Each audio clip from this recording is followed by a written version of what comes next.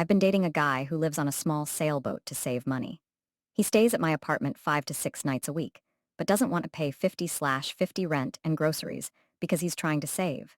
He has no steady income in winter and is focusing on building his clothing brand. I'm a therapist and pay $2,200/month for my one-bedroom apartment. I've asked him to contribute, but he's hesitant. I'm unsure what's fair or if this relationship makes sense long-term. He's considering staying a few nights a week and paying me some amount, but needs to do the math. I'm trying to figure out what's reasonable for him to contribute.